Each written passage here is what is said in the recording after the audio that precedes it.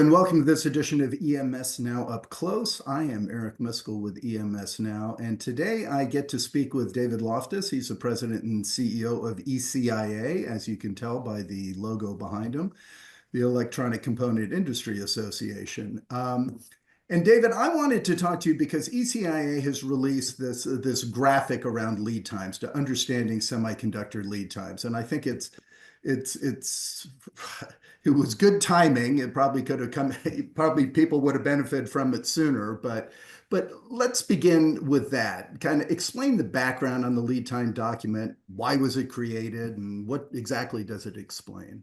Sure. Maybe before we jump into that, I'll also explain just a little bit about ECIA. We're a nonprofit trade association that consists of manufacturers, distributors, and independent manufacturers rep firms that really work on best practices and try to solve tough industry challenges. And, certainly over the pain period for customers and suppliers and distributors through the peak of COVID in 2021 and 2022. A lot of observation, a lot of comment, a lot of discussion about lessons learned. After the dust settled on the massive shortages, leadership got together and discussed how to be able to try to execute better as an industry in the future, and how do we better educate customers about how better to work with the channel. There was a lot of misunderstanding along the way about what drove lead times so high so fast. And there's a lot of confusion about, customers would come in with an order or say they'd make a quote and they'd be quoted a lead time. They'd come in a week later with an order and the lead times would be stretched much longer. And so, the team decided that we really ought to try to assemble some background information to be able to educate the extended supply chain. And by the way, it's not just customers we're trying to educate in this.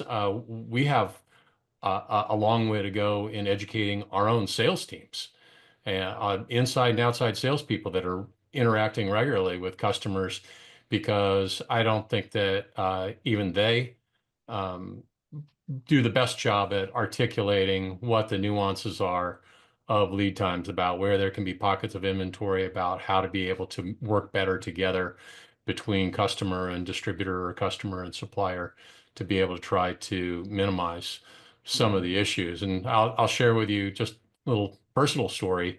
So I was in this business for 10 years as, field apps engineer, then a sales manager, and then a sales VP.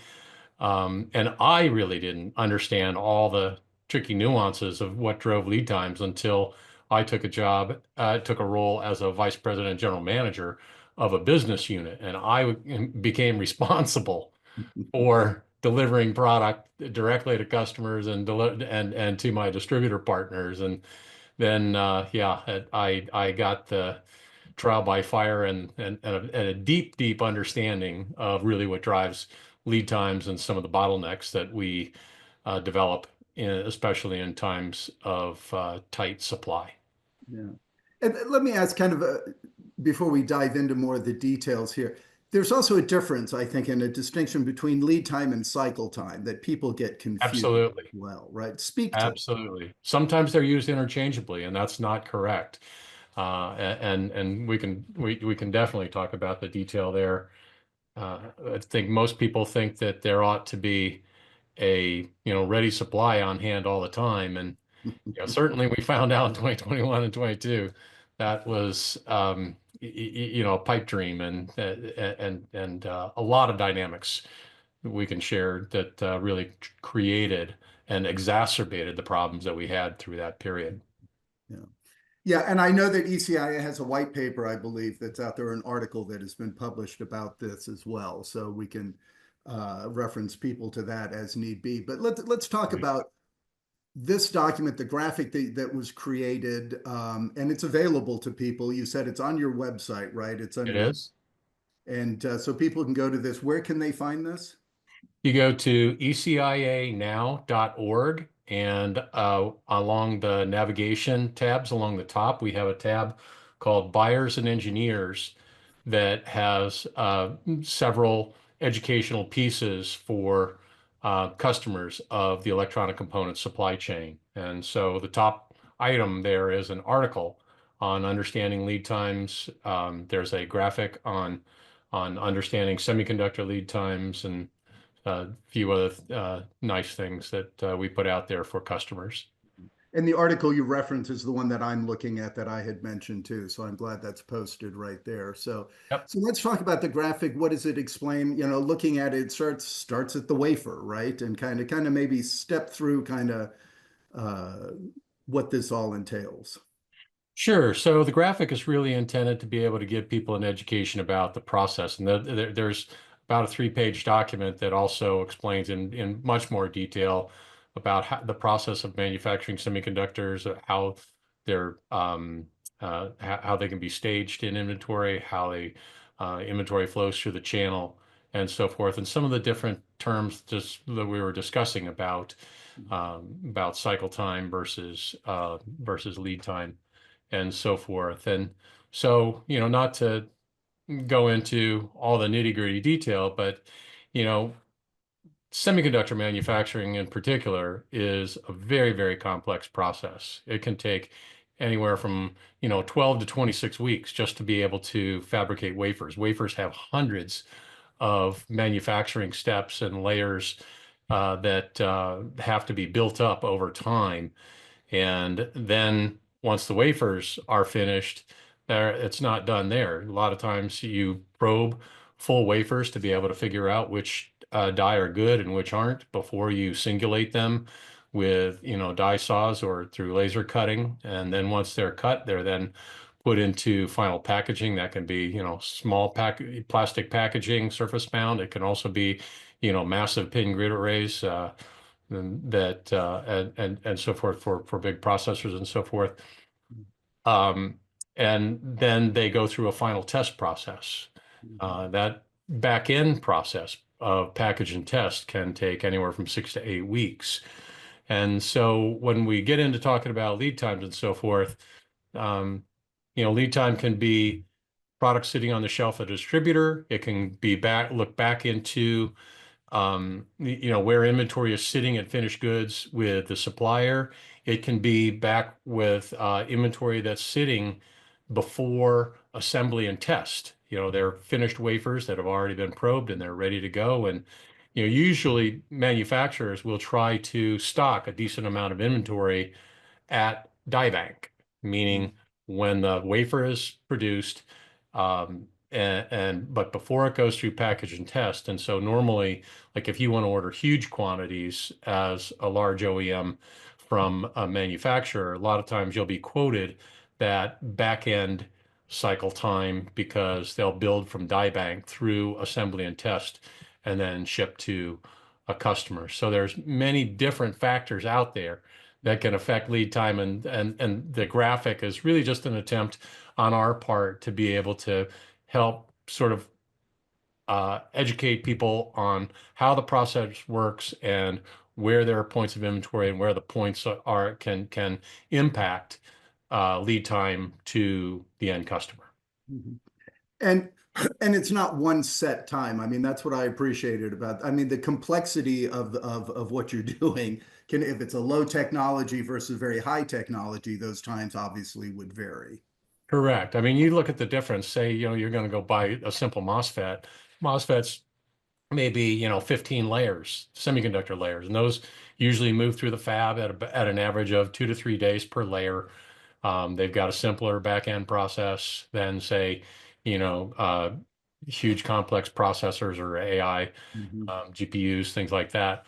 Those high-end processors that use, say, 5 nanometer and below processes, they can have hundreds of layers versus, say, the 10 to 15 on a simple MOSFET or diode or something like that. And so the difference in that complexity drives lead time. It drives that goes to the time it just takes to produce it. It also works into semiconductor yields that sometimes change with more complex processes, and where you can have, good yield on one lot, and it might change a little bit to the next. And so there's some variability there as well from, say, one lot to the next, especially when you're bringing the new fab process online. Yeah.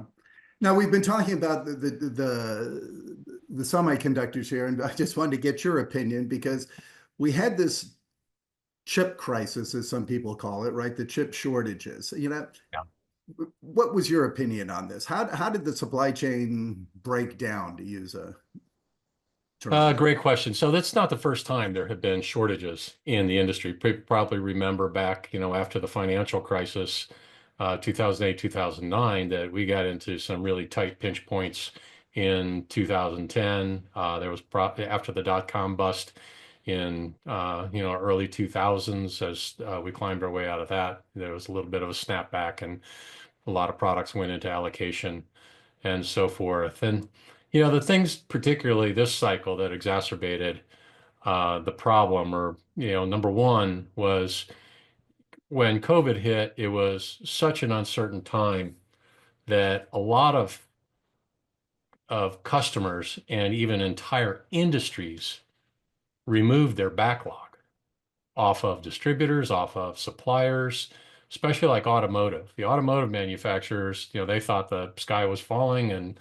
a lot of them pulled off huge amounts of backlog.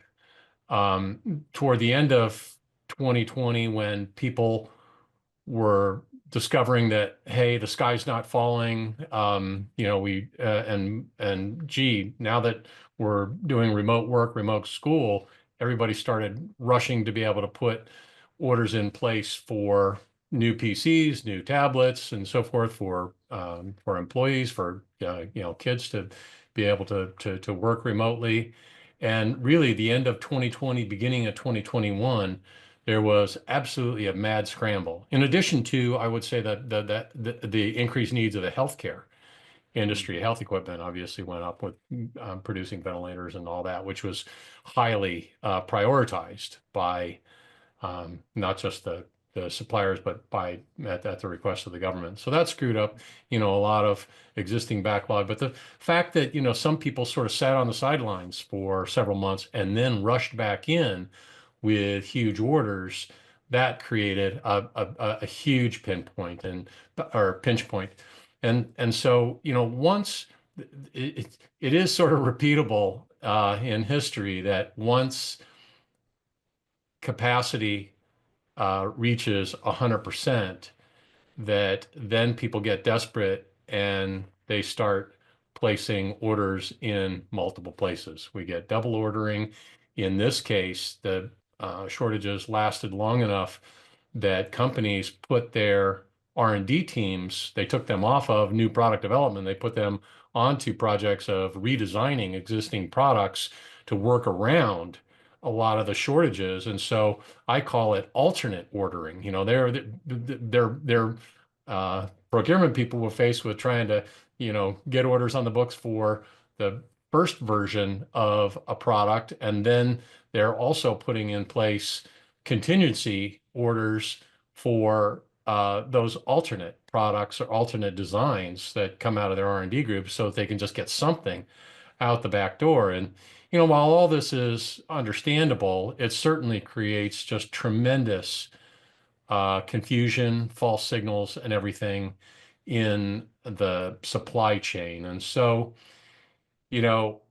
fab capacity cannot stretch that much short term. You can bring a few, additional machines online. You can work, from 2 shifts to 3 shifts.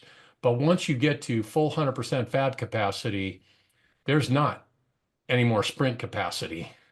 Mhm. And people probably know that fabs are incredibly capital intensive, sometimes 10 to 20 billion dollar investments for new fabs, and very, very long build cycles to be able to build these unbelievable clean room, massive clean rooms, and to be able to populate them with very, very complex equipment. Some of the most complicated machinery on the planet is used to be able to make semiconductors. And even those equipment manufacturers were affected by the semiconductor shortages, so their lead times went out as well. And I sort of the other part of this is it's a question of how long that demand is going to persist. So even if a CEO and CFO and board got together and said, "Gee, we're way under capacity. We've got way more backlog than we can handle." They're trying to make really good financial decisions about investing in added capacity, just like your EMS customers or members, would look at building, new plants, even adding, additional surface mount lines. That's very, very capital intensive, even more so in the semiconductor business. And so, I liken it to, I call it the toilet paper conundrum. You know, People probably remember walking into the grocery store and the toilet paper shelves are empty.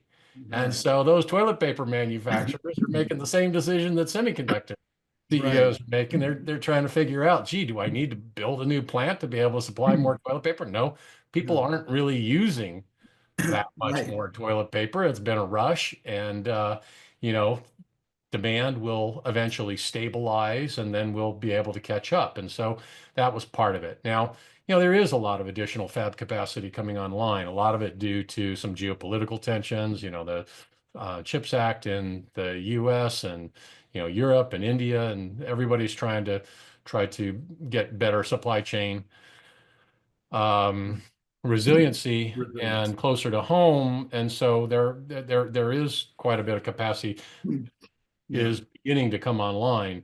But again, it takes years to be able to impact that. And Exactly.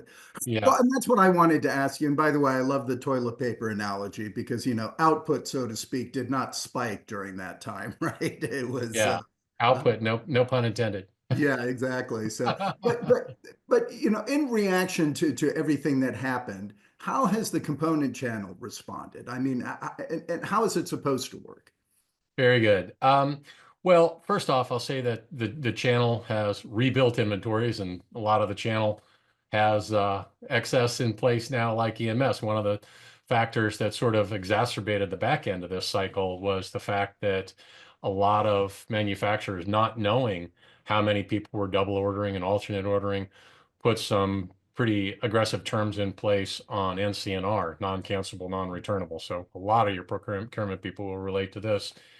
And so that has created an inventory overhang that all of us have had to work off. But the key things that have gone on here just in the last few years has just been a real acceleration of digital transformation.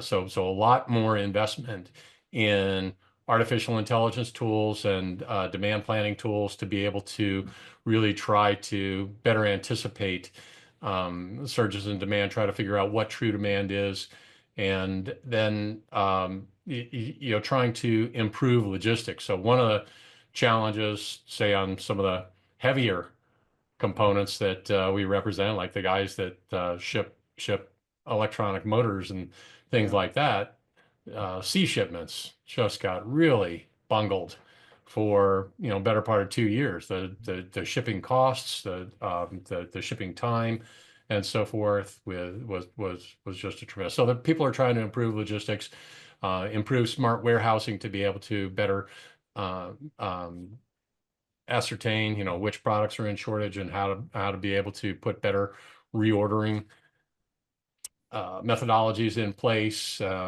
and really, trying to better calculate from point of order to delivery. There's a lot of changes with quantity and channel and so forth, and and Mhm. and and really trying to better improve. But I think so. The biggest thing is I think that the suppliers, electronic component suppliers, semiconductor suppliers, passives, electromechanical interconnect, have really tried to improve communications Mhm. with their Yeah. customers, with their channel partners, and so forth. And just like we're doing with this, lead time graphic and article, we're trying to help better educate people Right. downstream to be able to better understand how the process works and how better to work with us to ensure that we try to minimize these kind of challenges in the past. I can't predict that we're never going to go into allocation again. I can't predict that. Nobody has got the crystal ball to know, when the next coronavirus or whatever is going to come. At the same time, uh, the more that we can improve communication and coordination, collaboration, the better it's going to be. And I think that there have been some good lessons learned through this cycle. Yeah, and that's an excellent point. An old boss of mine used to say, learning comes with scars, right? And Yeah, that's good. and and I think the industry has certainly taken that to heart and has become more resilient. I mean, I think a lot of and across the spectrum, the whole supply chain, not just the component, but the EMS and all that too, and Sure. how they need to respond to all these disruptions. Like you said, and it's almost inevitable that there'll be another allocation sometime. We Yep. we don't know what the future holds. But Yep. with that in mind, when you think about the EMS community, what advice would you have for them for working with the component channel and to be better partners there? Yeah, I mean, the first thing is I call it the three C's. Communicate, communicate, and communicate. Yeah. I mean, you can throw collaboration in there and so forth, but it's communication back and forth between partners up and down the supply chain is absolutely critical. And in addition to that, there's different ways to be able to communicate. I mean, first thing that, of course, any supplier is going to say to their customers, I need enhanced forecasting and demand planning. Better real-time demand forecasts as accurate as you can get me to be able to help us anticipate needs, especially when you're a top-tier customer. Um, a manufacturer wants to be able to build ahead. They're willing to do wafer starts. They're willing to invest a lot of pipelined inventory on their dime, um, to as long as they know that that demand is eventually going to get taken. And so, using predictive analytics to be able to improve accuracy on the customer side and hopefully on the same side on the supplier side, and reduce variability in demand. And trying to implement data sharing, collaborative planning, forecasting, and replenishment systems is huge. It really trying to develop strategic supplier relationships, especially for A-list components, in developing long-term agreements with key suppliers to be able to secure priority access. And this cycle, I think it was a painful lesson for a lot of people to understand that suppliers were going to protect their best customers first.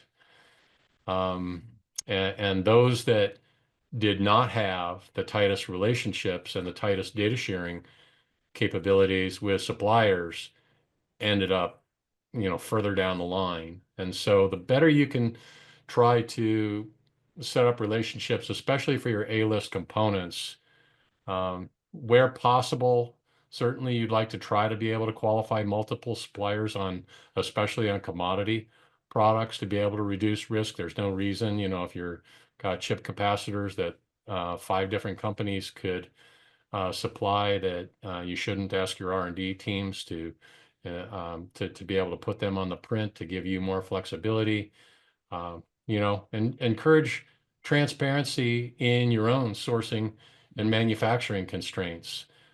Uh, Suppliers are going to uh, work much more closely with those customers that they can trust that that demand is real. If they have a customer that's constantly crying wolf, that's always trying to expedite, that's always trying to, push inventory back up to upstream, they're not going to be the first ones in line when product gets tight. Mhm. Inventory optimization. There's a lot of ways that customers can work with the supply chain to be able to utilize VMI, to be able to allow better consolidation of pockets of inventory rather than having it distributed in little pockets all over the world. And then, it probably goes without saying, just making sure that you're keeping safety stock for high risk components.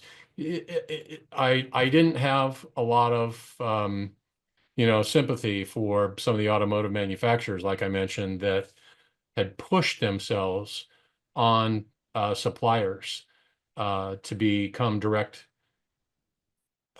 customers, really holding a gun to the head of a lot of suppliers. Automotive, while it's a very big business worldwide, is for electronics manufacturers really is a low to mid volume, high mix kind of business. It's not like shipping processors to Samsung for smartphones. They're just thousands of different models and millions of different components. And so making sure that you match your procurement processes the with a part of the supply chain that is best able to help you. I've always said to my automotive customers, you're going in the companies that I led worldwide sales, I would say, you're going to be much happier with me as a supplier if you allow me to have you work with distribution on a lot of these low to mid volume products. They do a lot better job of of inventorying and being able to consolidate inventory across many customers to be able to have product on the shelf, much more so than a direct manufacturer. A direct manufacturer wants to build a lot. They want to send it out in minimum order quantities, and then they don't want to see it again. Distributors are much better suited for the industrial and automotive and other markets that are really low to mid volume and high mix. The impedance match is much better. There's a lot of other things we could talk about. There's certainly supply chain digitization on the customer side is really important, flexible logistics and sourcing strategies. In the part of having very close relationships with suppliers, it's a two-way street. And the one thing that I will say that I appreciated most, my history, I spent 30 years in the semiconductor business and ran worldwide sales for several of them. And the customers that I felt closest to were the ones that didn't just rate me and sometimes berate me on deliveries. They also wanted a scorecard of how their team was doing as a customer. Establishing KPIs about, conformance to lead time and having a two-way communication about how on a regular basis about how they can work better together. How is my forecast accuracy with you? How are my buyers doing in complying to your lead times? How many expedites have I run on you? Those are all incredibly valuable communication from a supplier back to a customer of the supply chain to help them hopefully educate their teams and be able to improve their performance so that they're better customers of the supply chain. And so probably the last thing is just different policies about risk management and contingency planning and maintaining strategic buffer stock, as I mentioned, for high risk components. I'll say the last thing I'll mention, risk management, really important. Everybody has been concerned for the last 12 to 18 months about how to work off the inventory. And, there are ways that you can work with your most important suppliers and the way suppliers can work with their most important customers to be able to do better risk management, contingency planning, and I will say, do some risk sharing. Joint risk management strategies where no one's left holding the bag 100% if product is built and it's not needed. A lot of times, demand may not quite meet the rosy marketing projections. It may not hit the models may change, Right. markets change. And so it's not always fair to be able to always leave a supplier or a distributor holding the bag. If you have a really, really good symbiotic relationship with your A-list suppliers where you say, hey, look, this is a really big opportunity for us, and we really want to put a lot of pipeline in place to be able to make sure that we not only meet our forecast, but even there's some upside capacity there if our rosy market forecasts are actually low. And in this upside capacity, here's the kind of joint risk management that I'm willing to put in place with you. You guys can build this forward to, an intermediate uh, uh, point in the fab process, maybe hold it at a die bank so that it's there for me within a shorter period than, say, full cycle time. And that's really, really important. Okay. That was very good. And, I get it in there too. You're talking about the communications. There's a lot of tools and a lot of things that have come into the market to help with this over the last That's few right. years. We That's right. certainly see an increase in that. And yeah, I'd be remiss if I didn't mention that ECIA has a tool to help as well, right? In what's called trustedparts.com. Tell me, how can trustedparts.com help? Super. So trustedparts.com, for anybody that doesn't know, is a parts consolidator website that we run for the authorized channel. People probably know Fine Chips and Octopart and other resources like that. Those sites include authorized channel, but they also include a lot of other sources of product. So trustedparts.com, people come to the website that is run really by authorized distributors for the customers of the electronic supply chain to be able to ensure that you're getting 100% verified, authorized sources, full manufacturer warranty, and all that.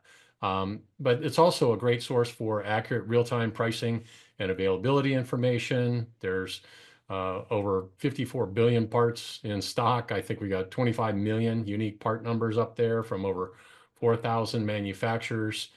Includes data for components ranging from NPI to end of life and obsolete. It gives a lot of useful information that buyers of the electronic component supply chain can utilize. In fact, we're talking about digitization. We have an API that you can grab for free to be able to have the ability to be able to do, full BOM quotes and to be able to give you advance notice on any kind of stock and price alerts, sharing obviously BOMs with BOM tools and things like that. And it's just a really, really important resource to be able to ensure that you've got the best information at your buyer's fingertips and that that information is really solely about fully authorized, warranted product.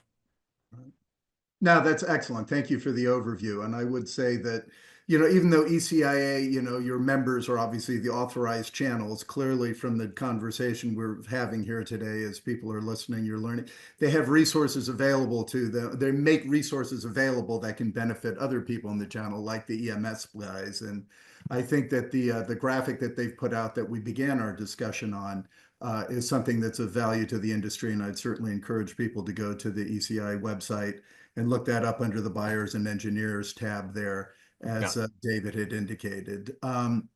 David, this has been excellent. You're a wealth of information, great insight based on your experience and also your current role within the industry and who you communicate with. So hopefully Okay. we can do this again in the future because I think it benefits everyone to hear from you. Be happy to. Thanks, Eric. Very good. Take care, sir. Thanks, everyone.